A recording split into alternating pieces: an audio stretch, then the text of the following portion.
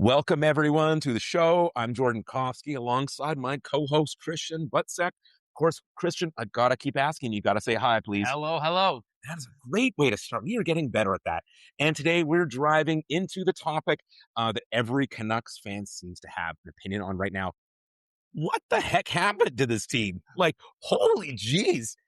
Now, when we say we're looking at the past, we're not talking about 1970 or 82 or 94 or even 2011. We're really talking about the last decade or so, how decisions were made and how that period really shaped the franchise that we see today. Because if you think about it, it's actually been a pretty remarkable journey. We've watched the Sedin era come to an end. We lived through the endless debate about whether the Canucks should rebuild or retool. We've seen multiple coaches, management groups, pandemic playoff run that we have. And then we had accelerated expectations, and then a roster that has gone through dramatic changes. Oh, and now here we are. Mm-hmm. At one point, many fans thought they knew exactly what this next generation core of Canucks were going to look like. Bo Horvat going to lead the team. JT Miller was going to be a big part of that. Brock Besser was going to be a part of it. Quinn Hughes, Elias Pettersson, Thatcher Demko, all going to be the foundation. Well, fast forward today, that picture looks a lot different. Horvat, gone. Miller, gone. Some of the players have stayed. Others have moved on. Hughes, gone. Expectations have changed. The roster's changed. The front office has changed. And once again, Canucks fans are asking familiar questions. Where exactly is this franchise headed? And I think that's what makes this conversation so interesting. This isn't just about wins and losses. It's about understanding how we got here, where the organization stands today, and whether there's actually a clear path forward. So today, we're going to break that conversation down into three parts. First, we're going to look into the past a little bit, what decisions, moments, turning points led us to where we are today. Then we're going to look at the present. What is the actual state of the franchise right now? Is this team closer to contention than people think? No is the answer to that one, really. And are there bigger issues beneath the surface? Possibly. And finally, we're going to look into the future. What should the plan be from here? And where do we realistically see this franchise in the next 3, 5, maybe 10 years down the road? So, Christian, I think it makes sense to start with the past. When you look at the past decade of Canucks hockey, what do you think was the biggest single decision or really turning point that shaped where this franchise is today? There's been a few, but which one do you think, or where do you see it? Gee, I think it might have been Brock Besser's blood clot. And after Game 6 against the Edmonton Oilers, because he ends up missing Game 7. This is 2 seasons ago. They lose Game 6 and Game 7. And I thought they were better in that series. If they win that series, they very easily could have beaten the Dallas Stars, and now they're in the Stanley Cup Finals. And who knows? Well, maybe they still lose the Stanley Cup Finals, but maybe it's a very different discussion today. I don't know. What do you think? Really? So you're like Brock Besser getting hurt, Yes. ultimately couldn't see Game 7. Gosh, I remember I was at that game, that Edmonton Oilers Canucks Game 7 game. I actually was lucky enough to get that. And I remember Pettersson passing it, beautiful pass to Ilya Mikheyev, and he just pushes it right into the guy's crest, which was, fantastic. Mm-hmm. And now when you say it out loud, I'm thinking to myself, man, what would that have been like if Besser did that? Well, he had a great season that year. I think he lit it up. Had more than 40 goals. Didn't he? Something like getting close to 40. He had a fantastic season. Yeah. He's obviously tailed off, maybe reverted to the mean since then. Yeah. But I think it's easy when a lot of the chatter, a lot of the blame goes towards the front office and the management, but I'm not sure what they could do differently. I mean, we had a big saga. Was it 12 to 18 months of this drama unfold between Pettersson and JT Miller, which is rare. You rarely ever see two players feuding right in the public like that. Though. Exactly. That's what it was. Exactly. It's not uncommon to, you work in a company and a couple of guys, they don't get along. It's not unusual, but I mean, for this to be in the public, and then I think there was a great line by Quinn Hughes at the time. It's like, yeah, maybe they don't play Xbox together. Yeah. But I mean, I just couldn't believe that, like,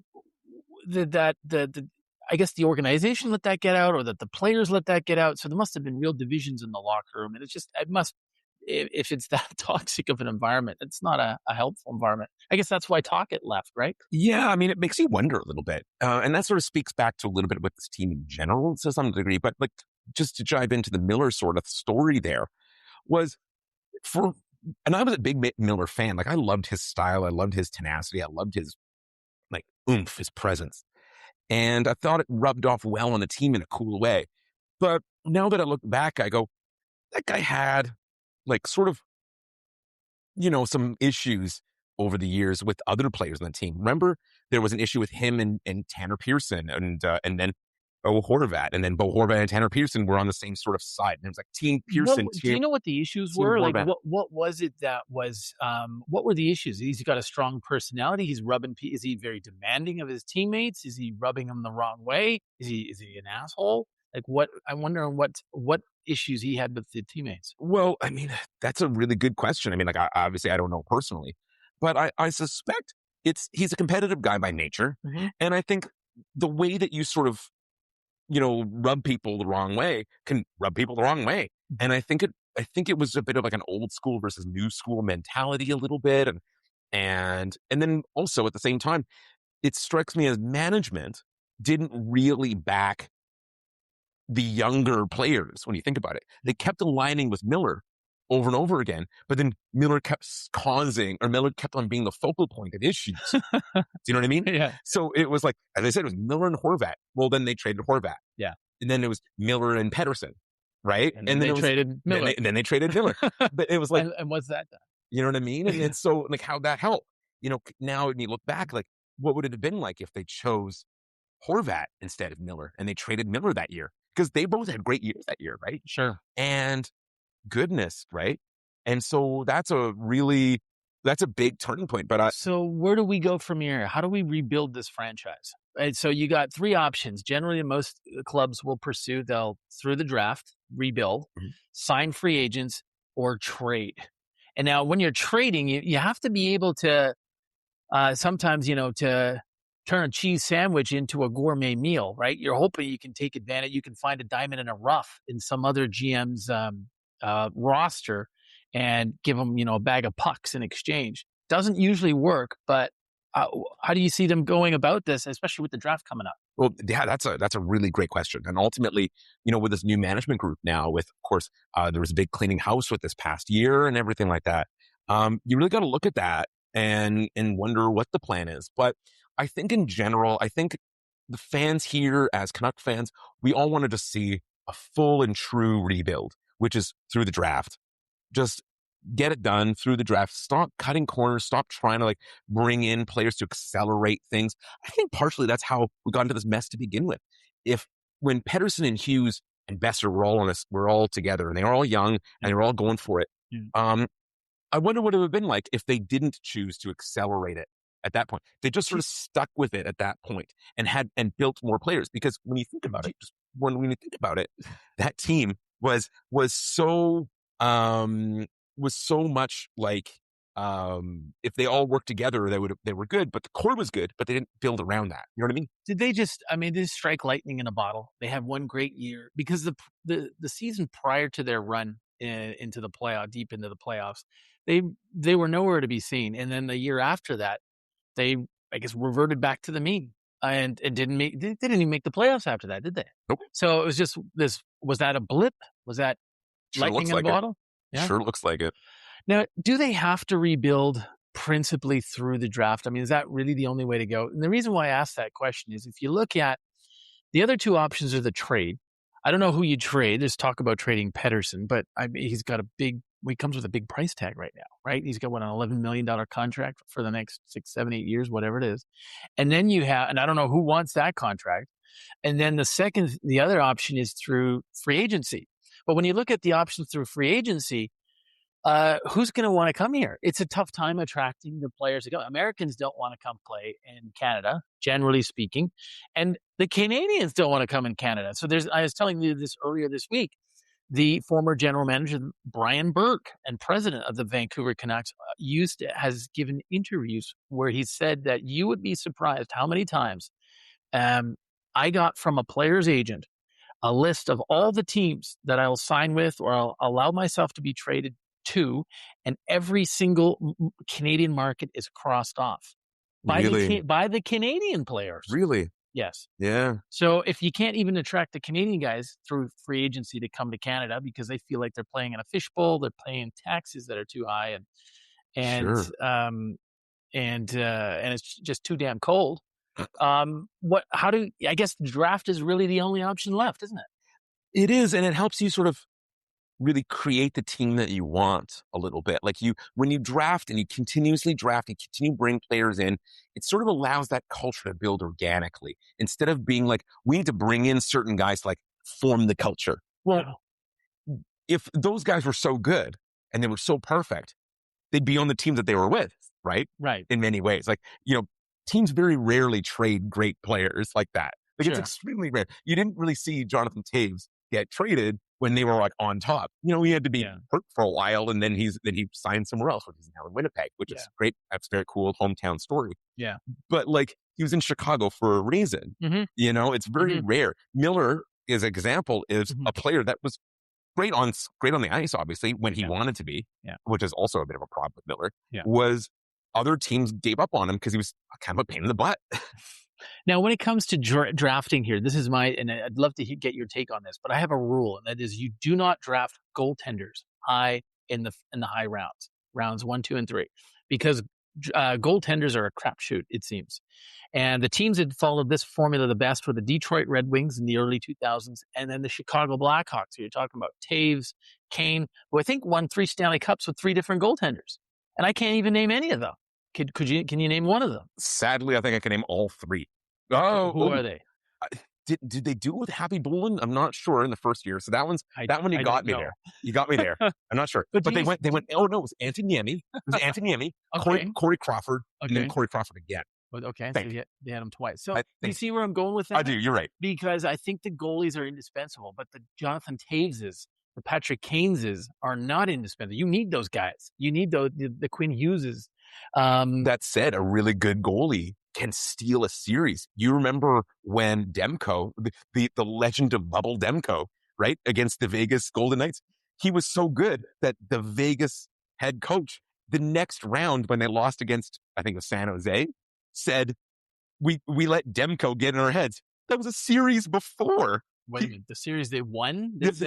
When the Vegas beat the Canucks in the pandemic in that playoff round, they played San Jose next, right after that, and then they lost against San Jose. I think it was. Yeah. And then the coach came out and said, "Yeah, we think the goalie from the last series, Demko, was so good that he got into our heads because Demko was so good." So he was basically saying was the goalie from the previous series where we won was so good against us that we started holding our sticks too much in the next series. Wow. Okay. Right? Well, that's interesting. So Jordan, now how do you do this? You're the GM. Let's put on your GM of the Vancouver Canucks hat. Sure. You're going into this draft. You've got a choice now. The debate is between 2 players. One is a volatile personality, but dynamic offensive machine on the ice. And that's Gavin McKenna, rated by a lot of people to be the number 1 player. But there's a lot saying Ivar Stenberg of Sweden is a very mature personality. He's going to be a very steady 2-way presence on the ice. And a very different personality, maybe more of the Alexander Barkov mold in Florida, very, good defensive hockey player. Given the choice between these 2 guys, who do you get now? We're assuming the Leafs get the first choice. Yes. But if that were you, and so somehow in this scenario here, the Canucks have the chance to get both of them or one of the 2. Yeah. Because the reality that's maybe the flaw. Of course, we're third here, so we may not have the access to either of them. Okay. So, but if you're asking between the 2, okay, gosh, I've seen the Canucks over the years always pick, we need the great character guy, but then, which is true, but then ultimately what ends up happening is we get rid of that guy anyway. So you know what? Let's swing for the fences. Go for the guy that can actually play the game and gets a lot of points and that. This is not a thing against Ivar Stenberg, excuse me. I love him. I think he's a great player. But I think if I had the choice between the 2, go with the Canadian. Go with Gavin McKenna. That's my thought. What about you? Well, you know what? Actually, and I just realized that question presupposes the Vancouver Yeah, Canucks draft that first, number one. so it Yeah. doesn't really work so well. So here's a question that you asked me: Is do the Canucks draft Manny Malhotra's son, Caleb? Right? Yeah. Is that right? Yeah. What would you do that? Is that a good idea? Drafting the coach's son. So in this scenario, again, Okay. now do we have, there's this theory Now, out there. how high is he ranked though? Is he ranked as the third, fourth, fifth best prospect? He's probably ranked like top 5, 6, Oh, 7. okay. So He's a bit of a reach, but they could so go. it really depends. So I mean, that's what I think. I'm not 100% sure, but it's when you really look at it, look, if there's this story that San Jose is going to pick a defenseman, so Stenberg or McKenna could drop theoretically, maybe. Okay. So if that's the case, Stenberg, there's the more likely one, Stenberg versus Malhotra, you got to go Stenberg. Just talent-wise and all that stuff. There's nothing against Malhotra. Okay. But I think that's the general consensus. But if those guys are picked, Okay. I strongly believe you go with the BPA, which is best player, Sure. the best player available. As long as he's not a goalie. As long as he's not a goalie, you got to go for. I can see them going for Malhotra because he does fit that need. Okay. But there's lots of great centers next year as well. So maybe you go for that defenseman because there's a lot of really great defensemen. But again, what do you think? So I'm thinking, they go with Malhotra's kid. So he gets drafted. How does that play out in the dressing room when the players walk in and then, okay, Manny Malhotra's kid, Caleb, comes in?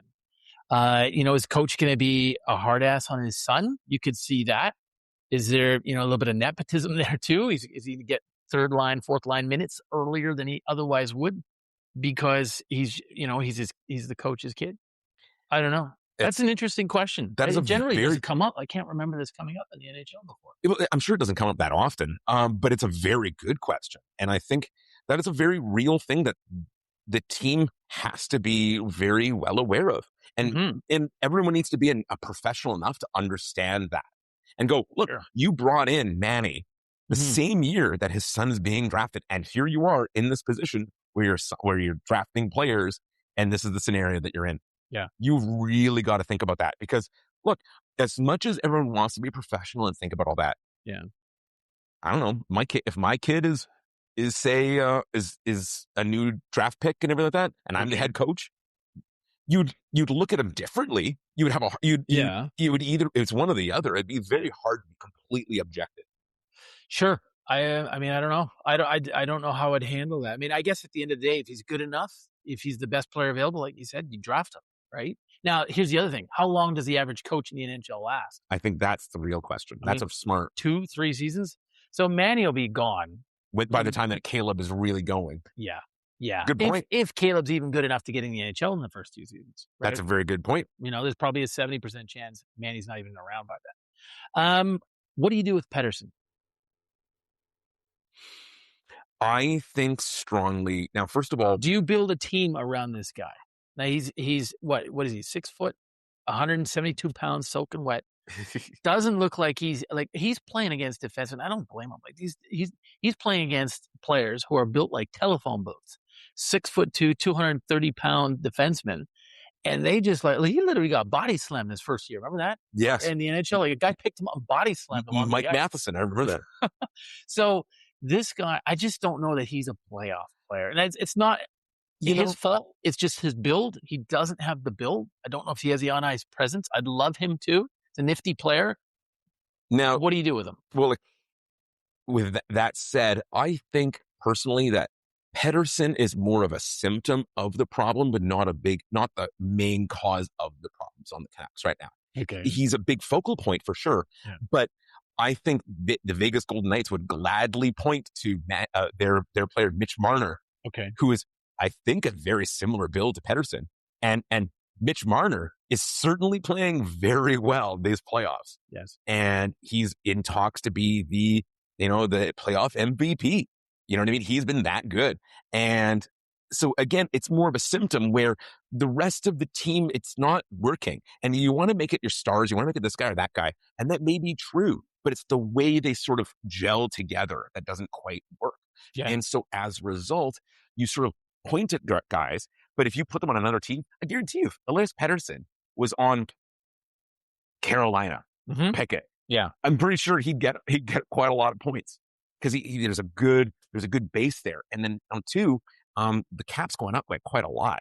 Is $11 million going to be a lot in 2 years? Good point. Right? Good point. You know what I mean? You're going to start getting players that are not nearly as good as him. Now, in a way here, you've proved something I said earlier, which is when I said that the Canadian guy, so Mitch Marner, hometown Toronto guy, plays for his hometown team, goes into free agent, gets the hell out of Canada as fast as he can, and boom, goes to Vegas, where he is an unknown, right? When he goes into the supermarket, if he goes shopping in the supermarket, no one would know. Right? They have supermarkets in Vegas? It's the old Pat Burns line. I wouldn't know this guy if I hit him with my car. I like that. These guys are not, right? They're not football players. They're not the star quarterback and so on. Yeah. Okay, we've talked about, I was going to throw one more at you here. Pettersson, is he on the team 12 months from now? Yes. You think so? I do. You think so? Is that because nobody wants him? I don't think it's because nobody wants him. I think the Canucks will be able to get a good enough back for him. And I do think, again, he's a great player. I think that people overdo this. He's a great player. He's a symptom of the issue. He's not the main issue. Okay. And that said, where do you take him? Like, would a team take him on? Yeah, maybe.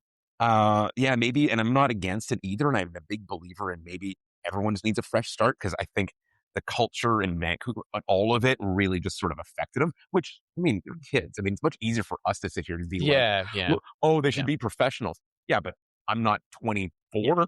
You know, how old is he? True. You know what I mean? And so that's a big part of this. Sure. But I've always liked him, and I'm hoping that he stays. Yeah. Because I'd like to see him prove everybody wrong. I would love to see a guy like that be more valuable in the NHL. And I think if they had an expanded ice surface, this is my bone to pick with the NHL. I've always preferred, if it not a European size ice surface, but something in the middle. Like if they had three feet on one side, 3 more feet on the other side, another foot to go on either side, I think would just give the players a little bit more room to wheel. And that would be so much more fun to watch than the mucking in the corners and stuff like that. And that would give a player like Pettersson, I think, would be far more valuable in the league. I agree with you. And it gives guys that can really, like, as they say, skate in the telephone booth and stick handle in the telephone booth, whatever it is. Really a lot there. And I can't argue with you. And I think there's so much talent there. Like, there is. You can see it. The question is like, I think really is, you got to go to Pettersson and be like, do you want to be here for this rebuild? If the answer is no, trade him. If he really wants to stay, you keep him and you build the team, because he's no dummy. And he's you can see it. He's a really great hockey player. Yeah. It just needs to come all together. You know what I mean? Yes. And one last question. Is there one specific free agent in the market that you'd go after? I think you really got to look at this, and you got to go build through the draft. And then you go for guys. I love this idea, frankly, is you build your team around like guys that have like scrape and claw to make it. Like the Alex Burrowses or those kinds of players. Even Martin St. Louis, who was an amazing player, but he never got drafted, right? And tenacity. Right? Like, it was so amazing. And so if you build teams around not necessarily guys that score 30 goals, but really guys that really have to understand the work ethic and everything that needs to go into doing this, you build teams around that. And then you have these young guys coming up, seeing those are those guys that play that way. And then that culture, that idea gets put onto them. Then they get it. Yeah. If you're always the guy, it's hard to realize that you're not the guy for a little bit. You know what I mean? Makes sense. What about you? What do you think? I don't know. I haven't studied the free agency class enough to know. And I think it presumes that any of these free agents would want to come here. I mean, they finished dead last in the league this year? Yeah. Worst? I mean, as a free agent, would you want to go to Vancouver right now? In a fishbowl, you're paying Canadian taxes, which means you're making a lot less money. Getting harassed by the media occasionally. That's why Mitch Marner left Toronto. Getting death threats at his home.